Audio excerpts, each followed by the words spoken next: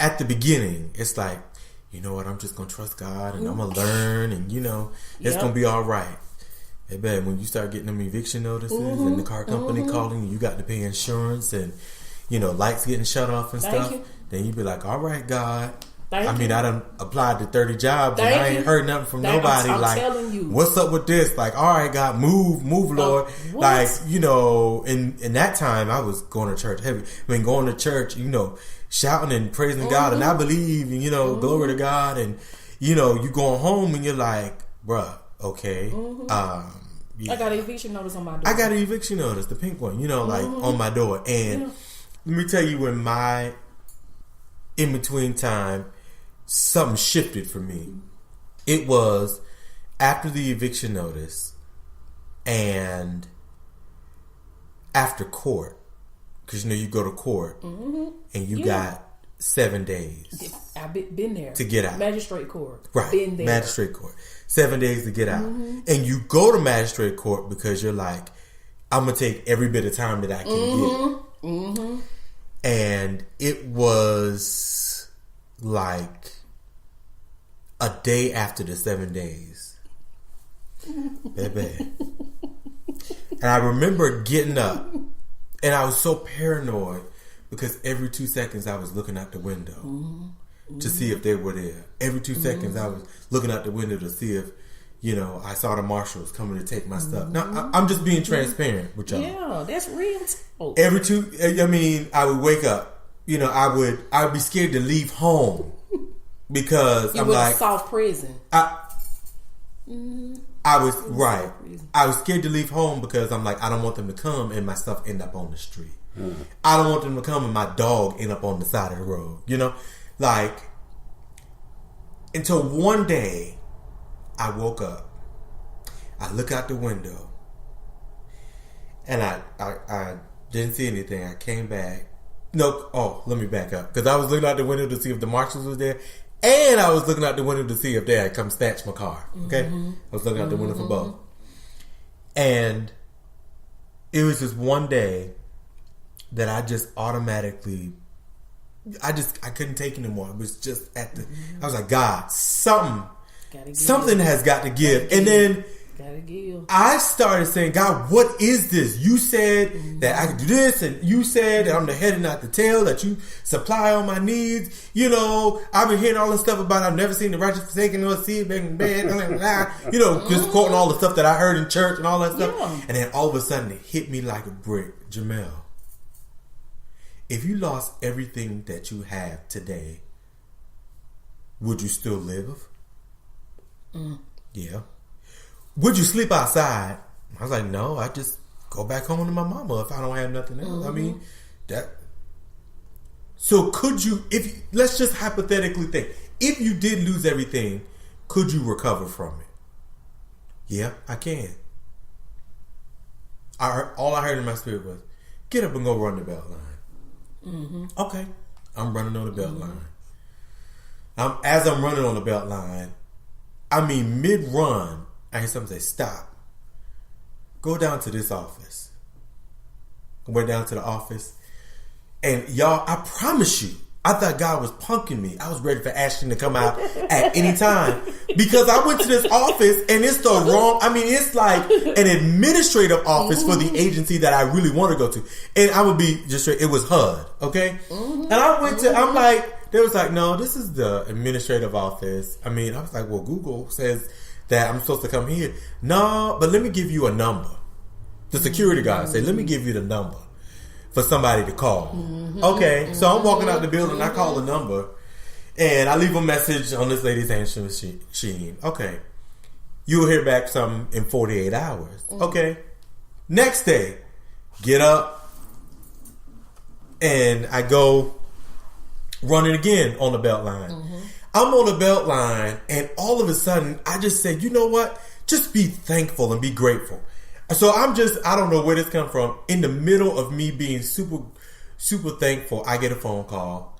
Hey, Marion, I got your message, and I want you to know there's plenty of money in Atlanta for you.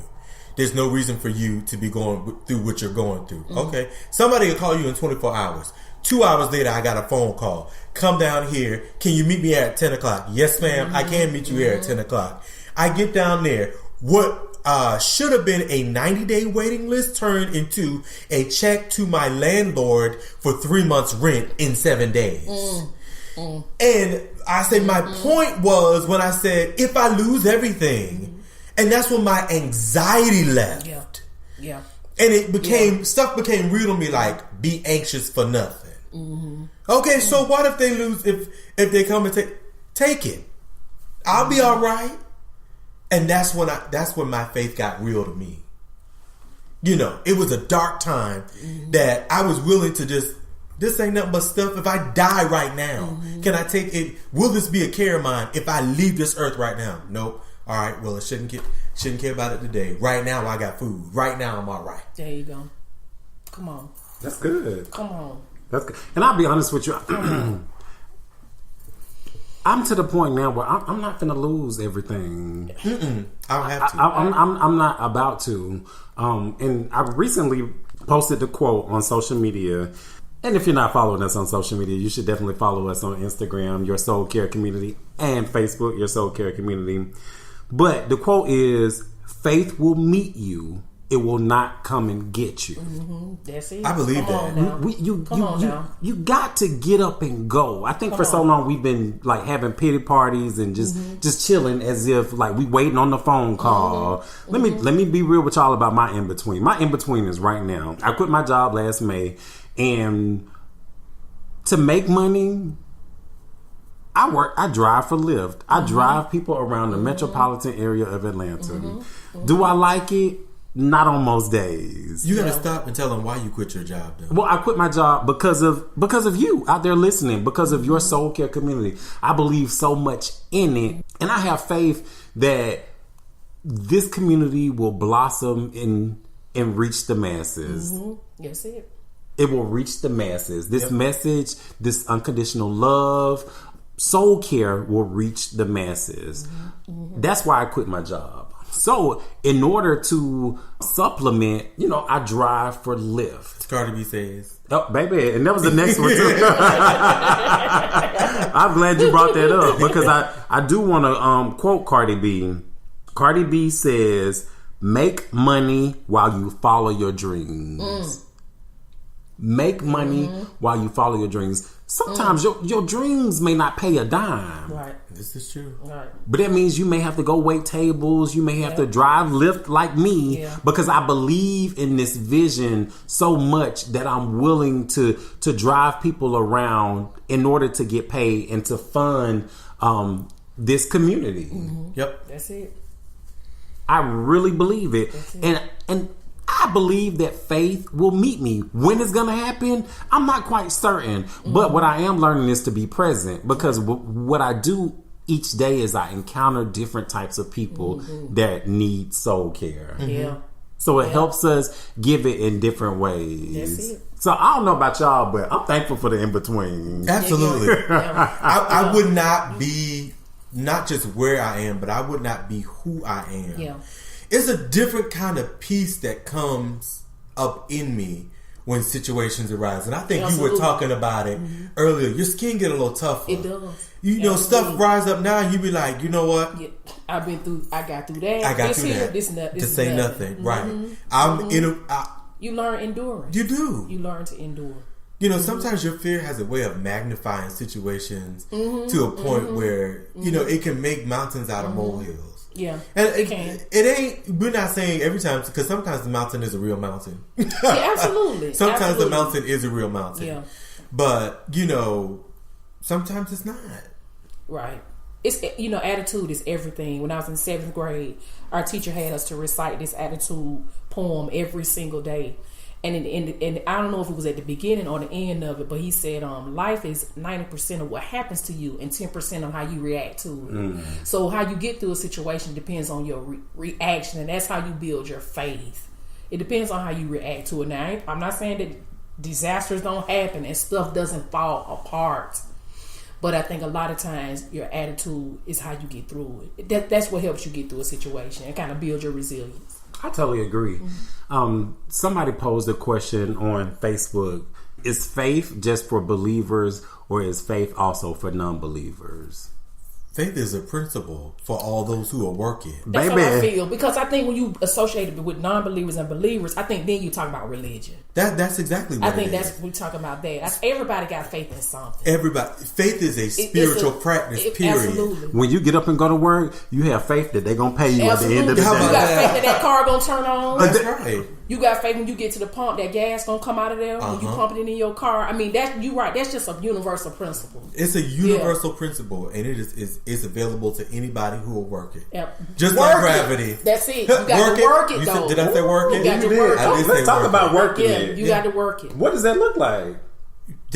What does it look like to you? I mean, it's just what you said. Getting up and going to do Lyft. Me getting up, taking my commute to work. You getting up, going down there to HUD and making that phone call. It's an action thing. That's right. It's an action word. Get up. Work it. Today. What you waiting on tomorrow for?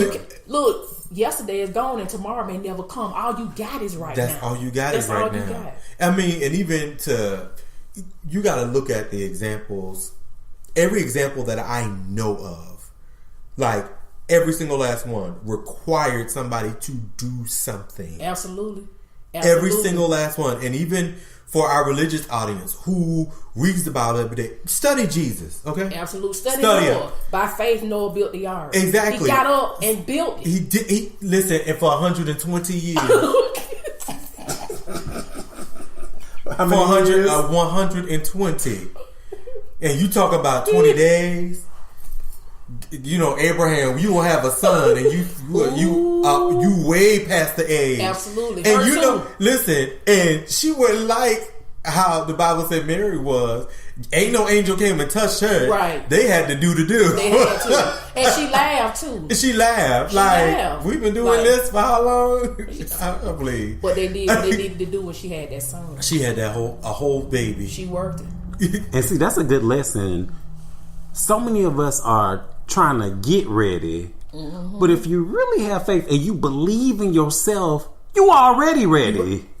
You got everything you need within you. Baby, let me tell you something. Yeah, absolutely. And the thing is, every day you need to be ready because you don't know when the opportunity is going to come. That's right. Let me tell y'all something, the real thing, and this just hit me, y'all. Absolutely. Baby, faith, the purpose of faith, the real intention of faith is not for you to get everything that you desire. That is not it. Come on. The real intention of faith is to grow you up. Come on, period. Mary. Stretch you. The intention, the faith period is for you to grow up. Come on. There's no think about it. Like, faith is that one principle that will immediately grow you up. Absolutely. Because it'll make you change your perception about situations and circumstances of life. It'll make you change your perception of when you think you got all the answers, but life changed the questions. When you end up what I call, when I'm listening to my Deepak Chopra affirmations, he talks about the X factor. You know, he was like, be appreciative of the X factor, of the unknown, because that is that's the time when creativity blossoms. You gonna figure some stuff out. You get real creative. You sure will. You get real creative. You learn how to make a meal out of nothing. Okay. You get real. Listen, this lady today, when I worked this lady today, I was like, your hair's so pretty. She said, listen, I take care of my hair, baby. He said, when the times I couldn't afford shampoo and conditioner, I'll go in that kitchen and take some mayonnaise and egg and put it on my hair. And you see how pretty my hair is? She done figured it out. She done figured it out and make you see. We want to be calculated and perfect Yeah. See, there's a difference. Life says calculated. Humanity, ego says calculation. That's it. Faith is creative. There's a difference. Listen, let me tell you something about, and this is how I learned about being ready, is because I never know who's going to get in my car. What you talking Because they about? always ask, is this your full-time or your part-time? I'm like, oh no, I do this part-time. You know, I'm working on a vision. I'm working on a dream. And they always ask, what is it? Now, if I start stuttering on words and I can't explain what your soul care community is, then that's a problem. Right. But when I'm able to articulate, that's it. and make them believers, That's it. Come on. our community is then expanded. Come on. Baby, let me tell you something. Like, I've learned to stay